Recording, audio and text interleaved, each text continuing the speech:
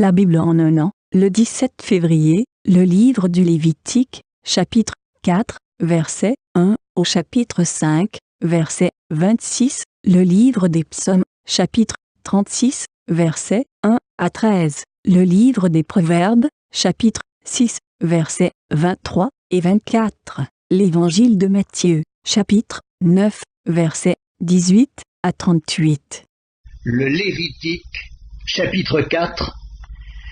L'Éternel parla à Moïse et dit : Parle aux enfants d'Israël et dis : Lorsque quelqu'un péchera involontairement contre l'un des commandements de l'Éternel en faisant des choses qui ne doivent point se faire, si c'est le sacrificateur ayant reçu l'onction qui a péché et a rendu par là le peuple coupable, il offrira à l'Éternel pour le péché qu'il a commis un jeune taureau sans défaut en sacrifice d'expiation. Il amènera le taureau à l'entrée de la tente d'assignation devant l'Éternel, et il posera sa main sur la tête du taureau, qu'il égorgera devant l'Éternel. Le sacrificateur ayant reçu l'onction prendra du sang du taureau et l'apportera dans la tente d'assignation. Il trempera son doigt dans le sang, et il en fera 7 fois l'aspersion devant l'Éternel, en face du voile du sanctuaire. Le sacrificateur mettra du sang sur les cornes de l'autel des parfums odoriférants, qui est devant l'Éternel dans la tente d'assignation. Et il répandra tout le sang du taureau au pied de l'autel des holocaustes, qui est à l'entrée de la tente d'assignation. Il enlèvera toute la graisse du taureau expiatoire, la graisse qui couvre les entrailles et toute celle qui y est attachée, les 2 rognons et la graisse qui les entoure, qui couvre les flancs, et le grand lobe du foie qu'il détachera près des rognons. Le sacrificateur enlèvera ces parties comme on les enlève du taureau dans le sacrifice d'action de grâce, et il les brûlera sur l'autel des holocaustes. Mais la peau du taureau, toute sa chair, avec sa tête, ses jambes, ses entrailles et ses excréments, le taureau entier, il l'emportera hors du camp, dans un lieu pur, où l'on jette les cendres, et il le brûlera au feu sur du bois. C'est sur le tas de cendres qu'il sera brûlé. Si c'est toute l'assemblée d'Israël qui a péché involontairement et sans s'en apercevoir, en faisant contre l'un des commandements de l'Éternel des choses qui ne doivent point se faire, et en se rendant ainsi coupable, et que le péché qu'on a commis vienne à être découvert, l'assemblée offrira un jeune taureau en sacrifice d'expiation, et on l'amènera devant la tente d'assignation. Les anciens d'Israël poseront leurs mains sur la tête du taureau devant l'Éternel, et on égorgera le taureau devant l'Éternel. Le sacrificateur ayant reçu l'onction apportera du sang du taureau dans la tente d'assignation. Il trempera son doigt dans le sang, et il en fera 7 fois l'aspersion devant l'Éternel, en face du voile. Il mettra du sang sur les cornes de l'autel qui est devant l'Éternel dans la tente d'assignation, et il répandra tout le sang au pied de l'autel des holocaustes qui est à l'entrée de la tente d'assignation. Il enlèvera toute la graisse du taureau et il la brûlera sur l'autel. Il fera de ce taureau comme du taureau expiatoire, il fera de même. C'est ainsi que le sacrificateur fera pour eux l'expiation et il leur sera pardonné. Il emportera le taureau hors du camp, et il le brûlera comme le premier taureau. C'est un sacrifice d'expiation pour l'assemblée. Si c'est un chef qui a péché en faisant involontairement contre l'un des commandements de l'Éternel son Dieu des choses qui ne doivent point se faire, et en se rendant ainsi coupable, et qu'il vienne à découvrir le péché qu'il a commis, il offrira en sacrifice un bouc mâle sans défaut. Il posera sa main sur la tête du bouc, qu'il égorgera dans le lieu où l'on égorge les holocaustes devant l'Éternel. C'est un sacrifice d'expiation.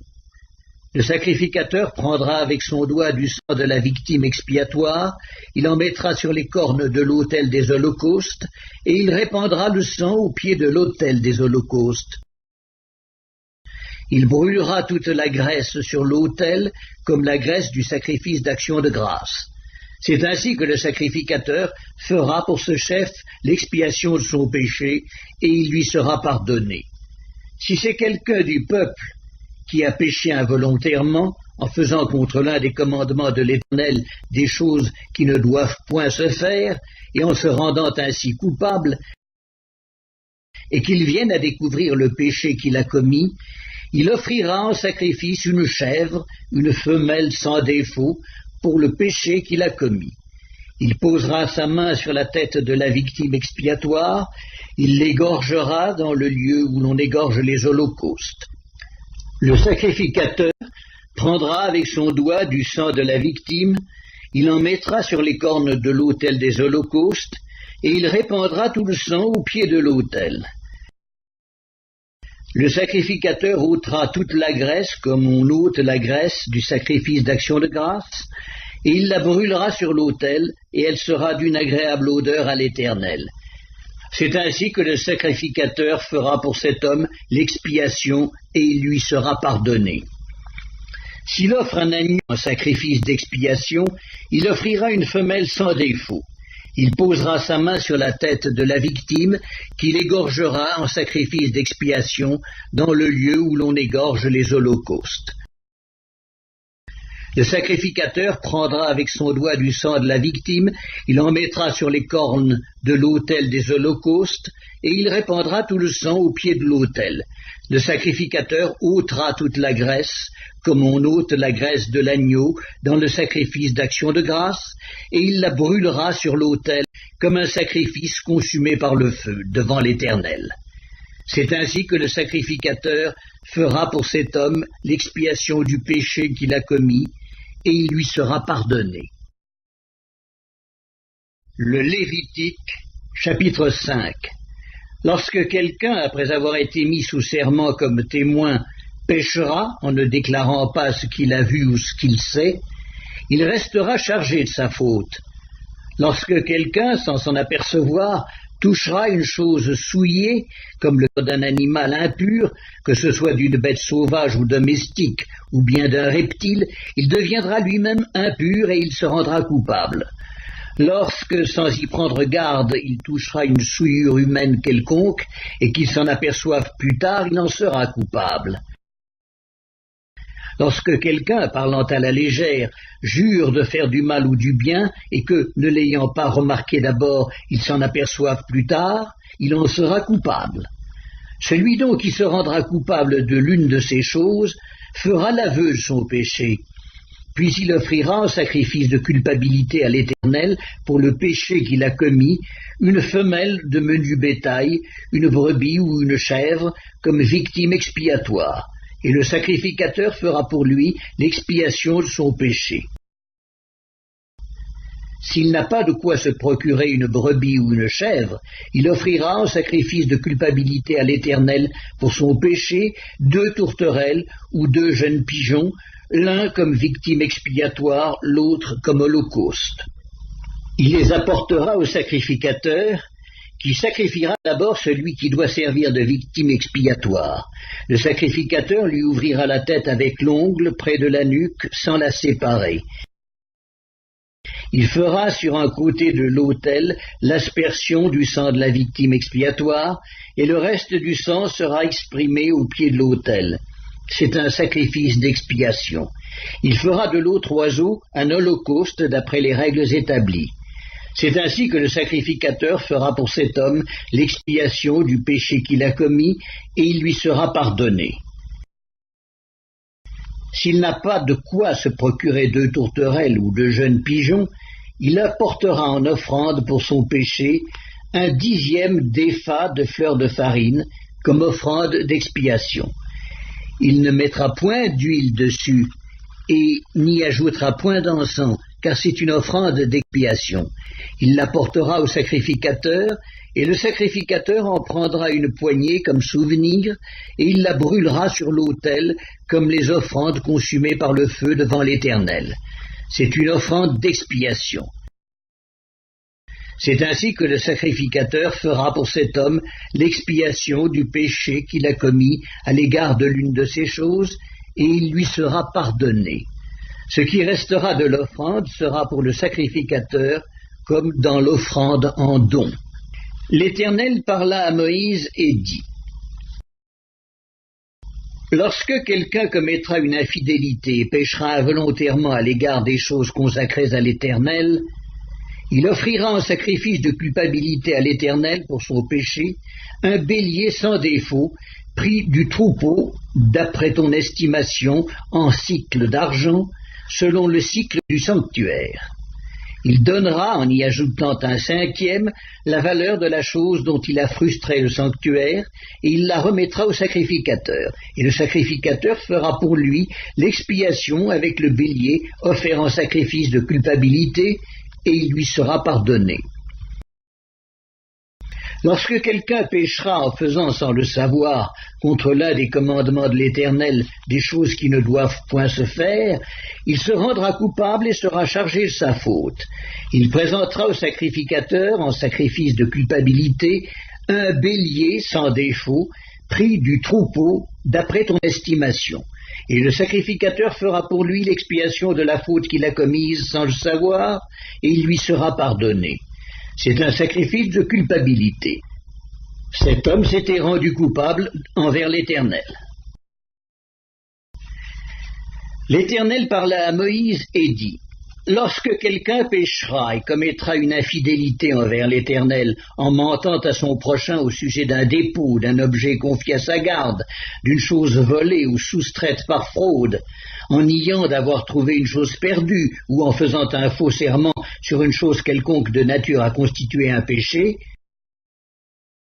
lorsqu'il péchera ainsi et se rendra coupable, il restituera la chose qu'il a volée ou soustraite par fraude, la chose qui lui avait été confiée en dépôt, la chose perdue qu'il a trouvée ou la chose quelconque sur laquelle il a fait un faux serment. Il la restituera en son entier, y ajoutera un cinquième et la remettra à son propriétaire le jour même où il offrira son sacrifice de culpabilité. Il présentera au sacrificateur en sacrifice de culpabilité à l'Éternel pour son péché un bélier sans défaut, pris du troupeau d'après ton estimation. Et le sacrificateur fera pour lui l'expiation devant l'Éternel, et il lui sera pardonné, quelle que soit la faute dont il se sera rendu coupable. Psaume 36. Au chef des chantres du serviteur de l'Éternel, de David. La parole impie du méchant est au fond de mon cœur. La crainte de Dieu n'est pas devant ses yeux, car il se flatte à ses propres yeux pour consommer son iniquité, pour assouvir sa haine. Les paroles de sa bouche sont fausses et trompeuses. Il renonce à agir avec sagesse, à faire le bien. Il médite l'injustice sur sa couche. Il se tient sur une voie qui n'est pas bonne. Il ne repousse pas le mal. Éternel, ta bonté atteint jusqu'aux cieux, ta fidélité jusqu'aux nues. Ta justice est comme les montagnes de Dieu. Tes jugements sont comme le grand abîme. Éternel, tu soutiens les hommes et les bêtes. Combien est précieuse ta bonté, ô Dieu! À l'ombre de tes ailes, les fils de l'homme cherchent un refuge. Ils se rassasient de l'abondance de ta maison, et tu les abreuves au torrent de tes délices. Car auprès de toi est la source de la vie. Par ta lumière, nous voyons la lumière. Étends ta bonté sur ceux qui te connaissent, et ta justice sur ceux dont le cœur est droit. Que le pied de l'orgueil ne m'atteigne pas, et que la main des méchants ne me fasse pas fuir. Déjà tombent ceux qui commettent l'iniquité, ils sont renversés, et ils ne peuvent se relever. Livre des Proverbes, chapitre 6. Car le précepte est une lampe et l'enseignement une lumière, et les avertissements de la correction sont le chemin de la vie. Ils te préserveront de la femme corrompue, de la langue doucereuse de l'étrangère. Matthieu, chapitre 9. Tandis qu'il leur adressait ces paroles, voici, un chef arriva, se prosterna devant lui et dit : « Ma fille est morte il y a un instant, mais viens, impose-lui les mains, et elle vivra. » Jésus se leva et le suivit avec ses disciples. Et voici, une femme, atteinte d'une perte de sang depuis 12 ans, s'approcha par derrière et toucha le bord de son vêtement, car elle disait en elle-même : « Oh, si je puis seulement toucher son vêtement, je serai guérie. » Jésus se retourna et dit en la voyant, « Prends courage, ma fille, ta foi t'a guérie. » Et cette femme fut guérie à l'heure même. Lorsque Jésus fut arrivé à la maison du chef, et qu'il vit les joueurs de flûte et la foule bruyante, il leur dit, « Retirez-vous, car la jeune fille n'est pas morte, mais elle dort. » Et il se moquait de lui. Quand la foule eut été renvoyée, il entra, prit la main de la jeune fille, et la jeune fille se leva. Le bruit s'en répandit dans toute la contrée. Étant parti de là, Jésus fut suivi par 2 aveugles qui criaient « Aie pitié de nous, fils de David !» Lorsqu'il fut arrivé à la maison, les aveugles s'approchèrent de lui et Jésus leur dit « Croyez-vous que je puisse faire cela ?» « Oui, Seigneur, lui répondirent-ils. Alors, il leur toucha leurs yeux en disant « Qu'il vous soit fait selon votre foi. » Et leurs yeux s'ouvrirent. Jésus leur fit cette recommandation sévère. « Prenez garde, que personne ne le sache. » Mais, dès qu'ils furent sortis, ils répandirent sa renommée dans tout le pays. Comme ils s'en allaient, voici, on amena à Jésus un démoniaque muet. Le démon ayant été chassé, le muet parla. Et la foule étonnée disait « Jamais pareille chose ne s'est vue en Israël. » Mais les pharisiens dirent « C'est par le prince des démons qu'il chasse les démons. » Jésus parcourait toutes les villes et les villages, enseignant dans les synagogues, prêchant la bonne nouvelle du royaume et guérissant toute maladie et toute infirmité. Voyant la foule, il fut ému de compassion pour elle, parce qu'elle était languissante et abattue, comme des brebis qui n'ont point de berger. Alors il dit à ses disciples, « La moisson est grande, mais il y a peu d'ouvriers. Priez donc le maître de la moisson d'envoyer des ouvriers dans sa moisson. »